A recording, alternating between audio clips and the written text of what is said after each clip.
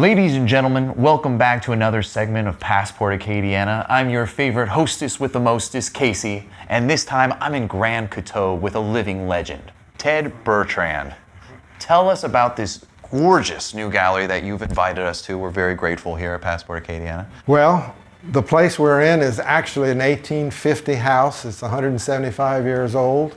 It was known as the Cobbler's House, and it's still in the same family from the beginning of time. Beautiful old residence, several rooms which I occupy here and hang art in, and it's just a nice place to be, actually. I enjoy it thoroughly. And how long have you been open? Since March this year. So that is incredible. Yeah. How you like it? I love it. I love it. It's very comfortable, quiet. Because we're literally in your workspace right now. This is it, yeah. That's incredible. This is where all the paint gets thrown, whether I'm looking at it or not. So what you working on right now?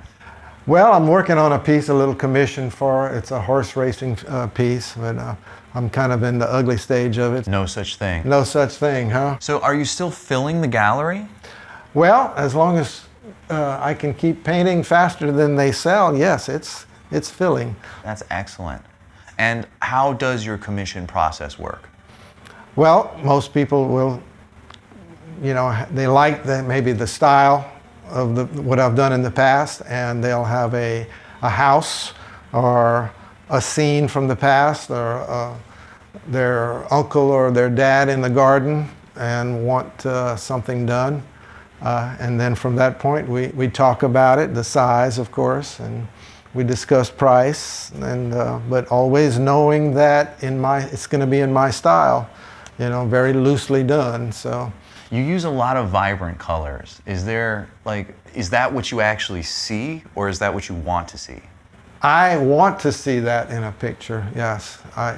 And if it's going to be a house, I try to take a photo in good sunlight so that when I do, say, look at it, and I can see here and there, I want to just punch that color a little bit more, or throw a little bit more orange than red in this spot, or turquoise, or I should say blue-green, whatever, into this area.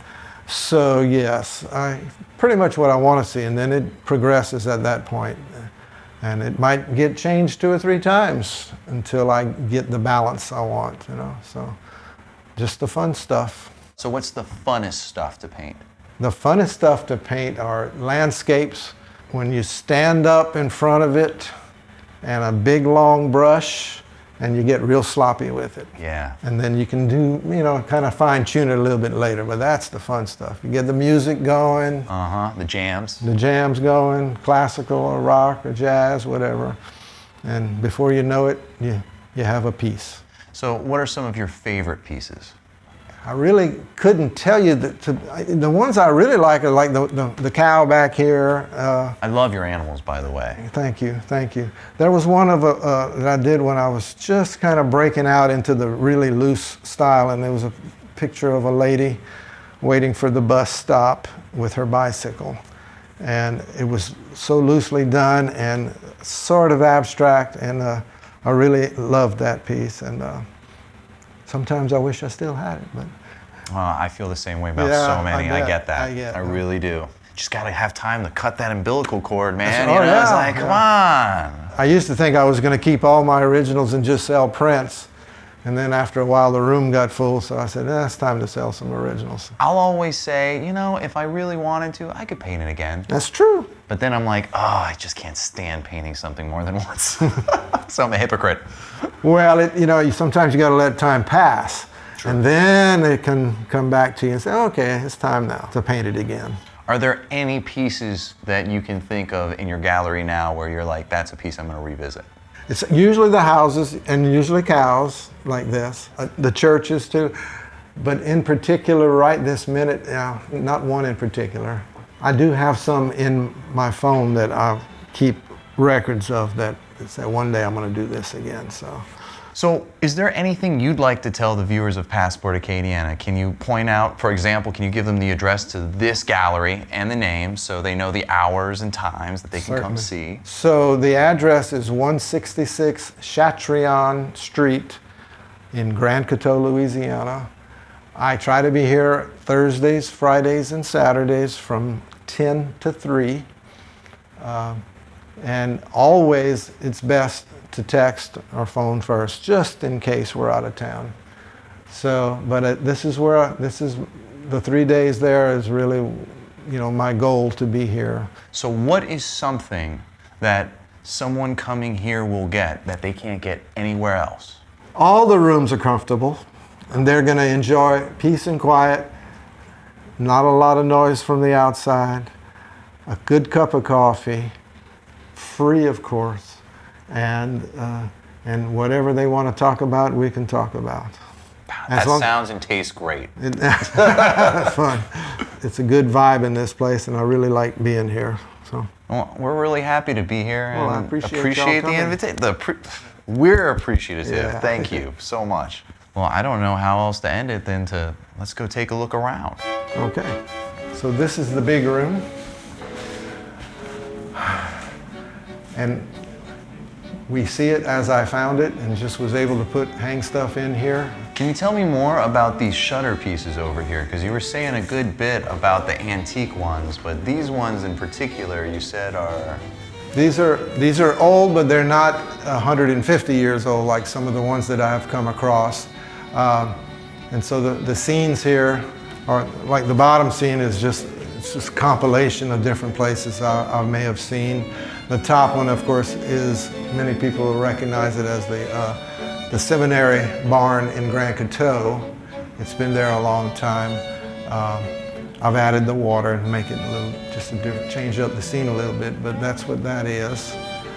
It is all acrylic. It's beautiful.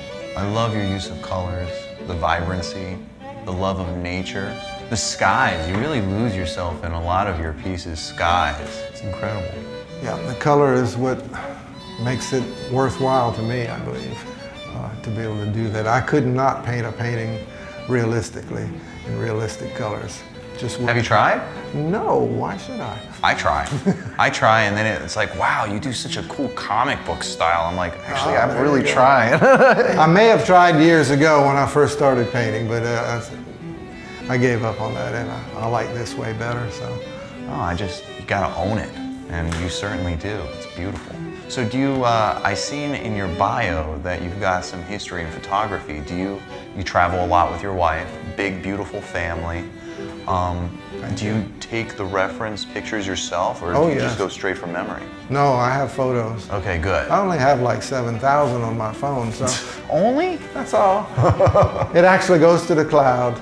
So, yeah, no, I've taken a lot of pictures of the same place. And what attracts me first always is the composition, And that's it, the angle of it, wherever, the geometry of an old building or whatever.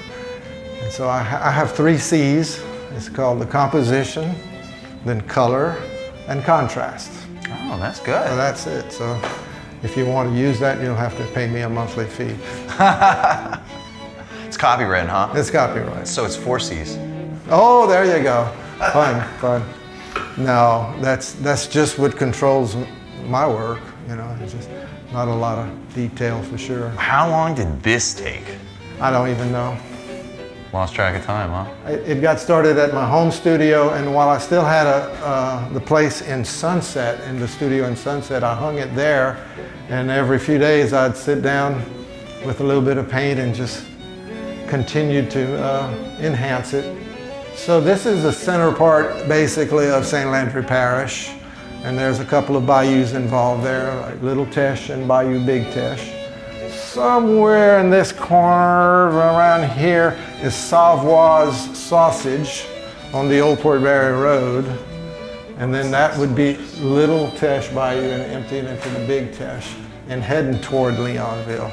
So it's really, it's not a lot of St. Landry Parish, but it's a nice cross section there. So this is from a trip to out west. My wife retired 3 years ago. We took a little camper out west 6,000 miles in 5 weeks. Went through a couple of the national parks. So this is Zion National Park, Grand Canyon, and Bryce Canyon. We had a grand time there. I'll tell you what, at Bryce Canyon, it was like the beginning of June or the end of May, and the wind was 40-something miles an hour, and it was 20 degrees outside, and it was just crazy, but enjoyed it. It was still a beautiful, sunny day. So what would you call this room? This is just the easy room, I guess. The easy room? The easy room is just to relax in. So I live on Bayou Little Teche near Opelousas, and this is called the Empress of Little Teche Bayou, taken down in front of my house. Of course, I don't think that the water was blue though. Wishful thinking?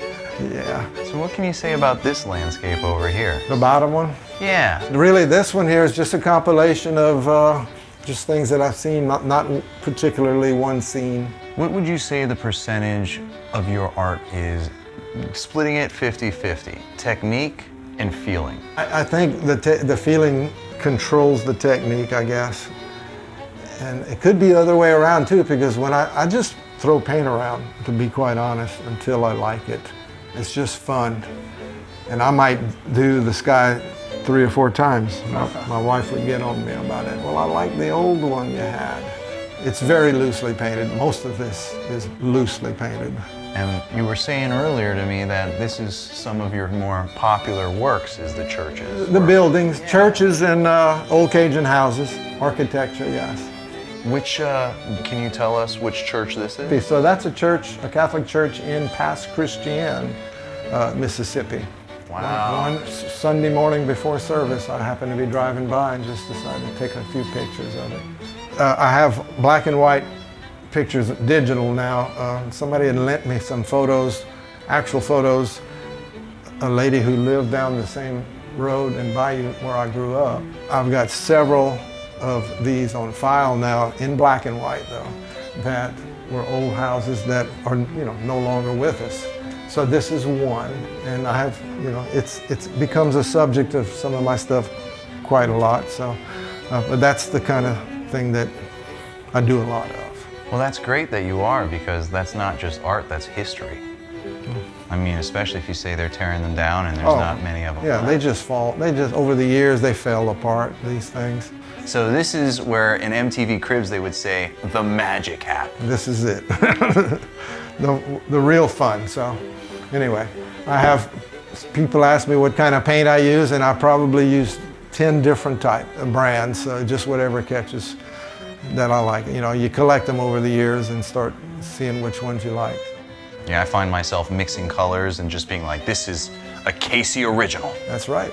The original I would paint, just huh? keep adding paint to it for years, and it changes a little over That's time. true. That's right.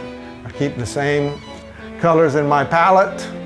It might be ugly in here now, but that's how I... Hardly, that's I got beautiful. A little bit of... I love all the neon colors. It helps to make them pop a little. Yeah. When you want to add more.